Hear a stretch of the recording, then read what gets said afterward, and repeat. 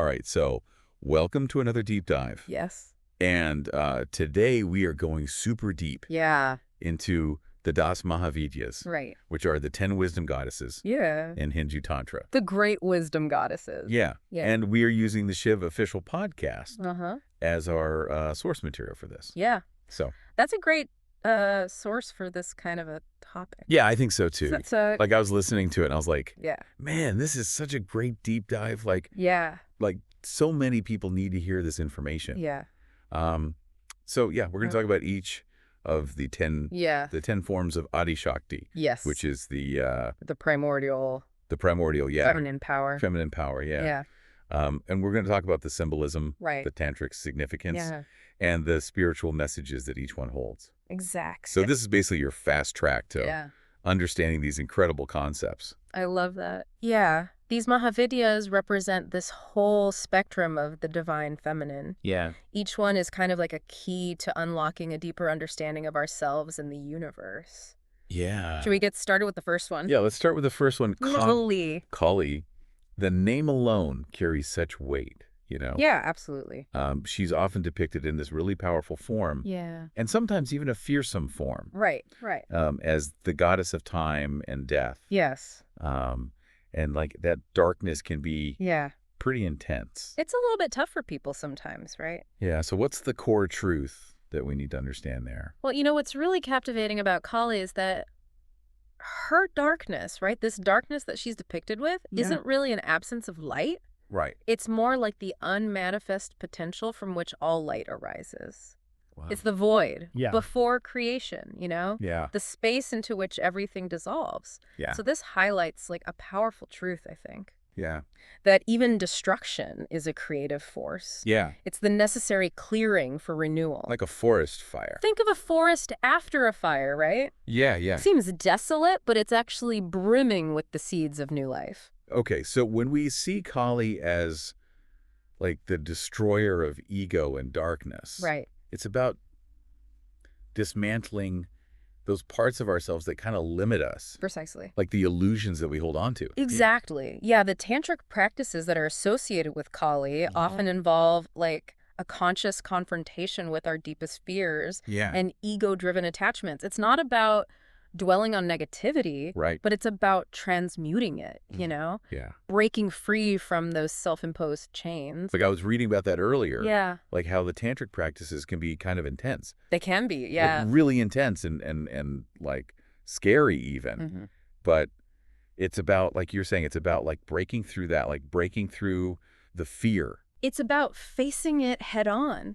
You know? Yeah. Like not running away from it, but actually confronting it and seeing what's on the other side. And there's that paradox, right? Yeah. Where creation is like intrinsically linked with destruction. Absolutely. Like an artist who has to break down the old forms to create something new. Yeah, that's a compelling analogy. Yeah. So we've considered like the raw transformative power of Kali. Yeah. Should we move to a slightly different energy? Yeah. Tara. Yeah, Tara is often visualized as a more serene figure, right? The goddess of deliverance and guidance. Right.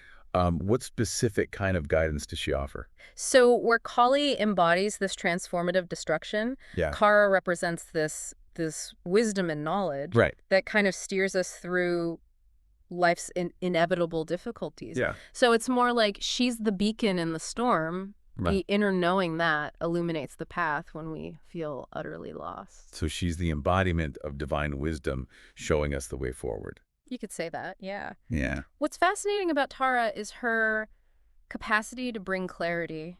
When our minds are overwhelmed by confusion or like when circumstances feel insurmountable, connecting with her can like just really clear the fog and provide a clear perspective. And they talk about her mantra and meditation on the Shiv official podcast. Yes. How do those practices help us access this guidance?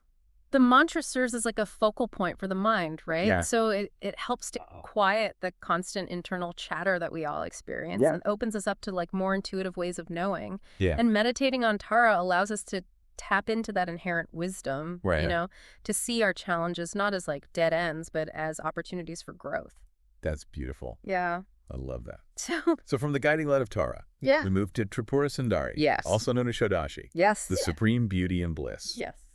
This sounds like a shift towards a more joyful aspect of the divine. Absolutely, yeah. Tripura Sundari embodies the exquisite beauty and this inherent bliss that permeates all levels of existence, right? Wow. The physical, the mental, the spiritual. And her beauty isn't just like aesthetic beauty. Right.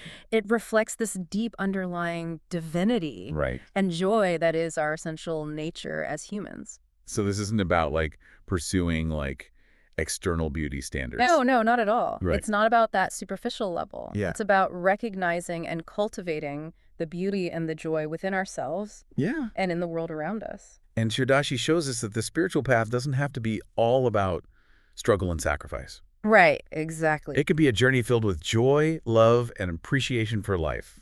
It's a beautiful reminder. Yeah, that's a refreshing perspective. Yeah. Because it's easy to get bogged down in the rigorous aspects of spiritual practice. It is. And forget about the joy. Yeah. Next up, we have Bhuvaneshwari. Yes. The mother of the universe. That's right. That's a huge title. That's a massive title. Right. Bhuvaneshwari embodies the very fabric of existence. Yeah. You know, the boundless space that contains everything. Yeah. The sky above. Yeah. The creative force that brought the entire cosmos into being. Right. You know, her form is often visualized as vast and nurturing. Yeah. Like the ultimate mother. Right. Holding all of creation within her loving embrace. When we contemplate her, like, as the embodiment of space itself, it's almost overwhelming. It is. It's a lot to take in. Like, how does connecting with this vastness impact our own spiritual journey?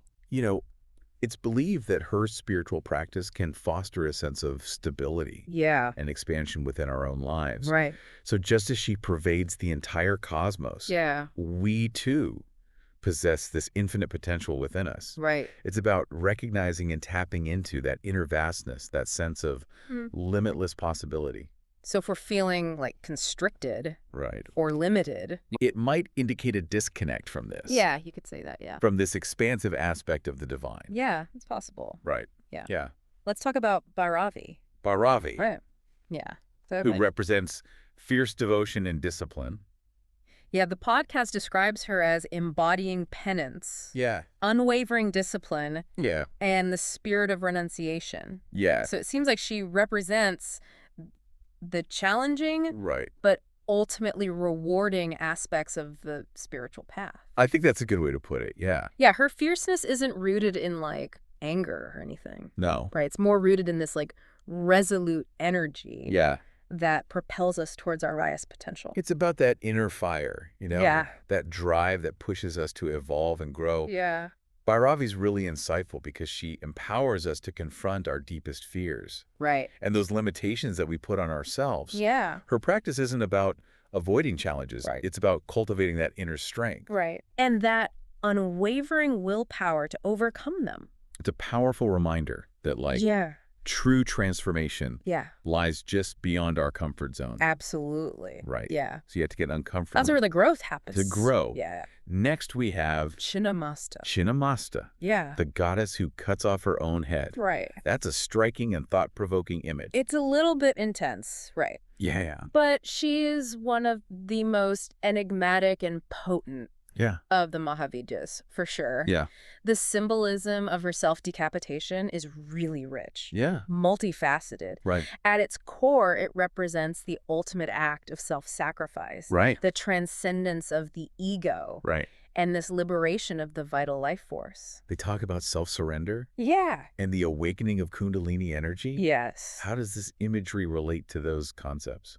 So the act of severing the head symbolizes the cutting away of the ego, that I consciousness that binds us to limited perspectives. Right. The flowing streams of blood often represent this vital life force, this Kundalini energy that resides within us. Yeah. And its awakening, which is often associated with profound transformative experiences, is symbolized by this powerful act of self-offering. Wow, that's powerful. It suggests that true liberation requires a radical surrender of our limited sense of self. Yeah, I think that's a really hard thing for people to do. It is, yeah. Is to surrender. It's a process. It's a journey. It doesn't happen overnight. All right, following this intense imagery, we have Dhumavati. Yes. The goddess associated with loss and renunciation. Right. And she's often depicted as a widow. Yes.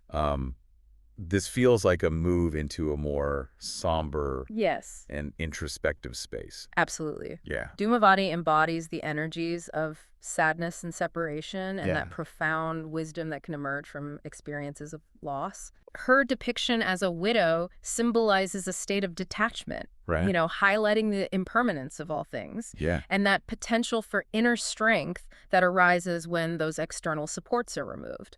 So it's fascinating that loss itself yeah. is personified as a goddess. It is, isn't it? What are the key spiritual teachings that we can learn from her worship? The core teaching of Dhumavati, I would say, is that profound wisdom and insight can be found within those experiences of loss and detachment. Yeah. By connecting with this aspect of the divine, we learn to release our attachments to the fleeting nature of the world and cultivate a deeper, more resilient inner peace. Yeah. Her practice encourages introspection, inner silence, and the acceptance of impermanence. So it's about discovering strength and gaining profound insights in those empty spaces rather than being overwhelmed by them. Exactly. You got it. Okay, that's beautiful. So let's turn our attention to Bagalamukhi. Bagalamukhi. The embodiment of the power to paralyze. Yeah. This is a formidable force. Yeah, that sounds intense. Yeah. The podcast describes her as the goddess who can immobilize adversaries, right? Representing the ability to stop negative thoughts, harmful words. Yeah. Even external enemies. Exactly. How does that translate on a spiritual level? What's insightful about Bagalamukhi is this understanding that our greatest adversaries are often internal. Yeah. Our own negative thought patterns, Right. Yeah. Self-doubt, the constant noise of the mind, and her power to paralyze can be understood as the ability to silence this inner turmoil. Right. To gain mastery over our own mental landscape. So her spiritual practice is about achieving a state of mental stillness. Precisely. Yeah. And the podcast mentions her as the goddess of Mantrasiddhi, the power to manifest through sound and victory. Right. This suggests that by quieting the mind and focusing our intention with unwavering resolve, we can overcome obstacles and manifest our deepest aspirations. That's beautiful. I love that. It's like you're focusing like a scattered light into a laser beam. Yes, exactly. It's like all that diffused energy is being concentrated. It's a great way to for a specific purpose. Yeah. Yeah. Moving on, we have Matangi, yes, the goddess of inner wisdom and the arts. Right. And she's described as a tantric form of Saraswati. Yes. So this sounds like a really beautiful convergence of knowledge and creative expression. Absolutely. Yeah. Matangi embodies this potent combination of inner vision, profound knowledge, and the transformative power of speech and artistic expression as a tantric manifestation of Saraswati. Yeah.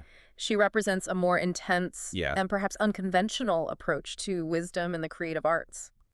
The podcast highlighted that her worship can awaken our creativity in various artistic disciplines. It can, yeah. So how does the inner vision that she grants play a role? The inner vision bestowed by Matangi isn't simply about perceiving with the physical eyes. Right. It's about seeing with this eye of intuition and deep insight. This deeper level of perception fuels our creative expression. Yeah. Allowing us to tap into hidden talents and communicate profound truths through various art forms. Yeah. Whether it's writing, music, painting, spoken word. So if you're feeling creatively blocked, connecting with Matangi. Yeah, it could definitely help. Could help. It could be a pathway to unlocking that inner flow. Yeah. And expressing your unique voice. Yeah. Yeah, for sure. Awesome. And finally, we have Kamala. Kamala. The tantric form of Lakshmi. Yes. The goddess of prosperity and spiritual abundance. This seems like a harmonious integration of worldly and spiritual pursuits. Absolutely, yeah. Kamala embodies this profound understanding that material prosperity and spiritual growth are not mutually exclusive as the tantric form of Lakshmi. Yeah. She bestows both worldly abundance and the ultimate liberation, moksha. So what's crucial to understand with Kamala is the emphasis on righteous prosperity. Yes. And purity of intention. Yes, exactly. It's not about like being greedy. No, not at all. Right. It's about aligning your actions and your intentions with a higher purpose and using your resources for the benefit of yourself and others. So it's about finding that sacred balance. Yes. Where our material well-being actively supports our spiritual journey. Right, exactly. Rather than becoming like a distraction. It's about integration, right? Right. Integrating those two aspects of life so that they work together harmoniously. Kamala reminds us that spirituality and prosperity can coexist. They can, yeah. And that true abundance encompasses both the material and the spiritual realms. Absolutely. Wow, that was an illuminating exploration. It was, wasn't it? Of the 10 Mahavidyas. Yeah. Each one offers a unique perspective. Yeah, they do. To understand the divine feminine. And the nature of reality itself. I think that's a great way to put it, yeah. And, you know, as we've gone through them, we see how these 10 goddesses represent a diverse yet interconnected spectrum of life itself. Like all these different facets of the human experience. From the raw, transformative power of Pali to the nurturing embrace of Bhuvaneshwari and the creative inspiration of Matangi. Yes. They encompass a vast range of human experience and spiritual yearning. For sure. And I think it's clear that engaging with these divine forms, whether through worship or just simply understanding them, isn't just about religious ritual. Right. It's about gaining deeper insights into ourselves and the world around us. And ultimately guiding us towards profound spiritual growth. I love that. Yeah, comprehending and embracing the wisdom of the 10 Mahavidyas is such a powerful means of connecting with Adi Shakti, with that fundamental creative intelligence that underlies all of existence. Yeah. So as you, our listener, reflect on this deep dive, I want you to consider which of these Mahavidyas resonates most powerfully with you right now and why? What aspects of your own life or spiritual path might be calling for that specific wisdom or energy embodied by that particular goddess? Yeah, it's a beautiful thing to contemplate and to explore. Yeah, it's definitely a rich and rewarding area for further personal contemplation. For sure. Yeah. So, I think that's a great place to end it. Yeah, thanks for joining us. Thanks for having me. And we'll see you next time for another deep dive. See you then. Bye.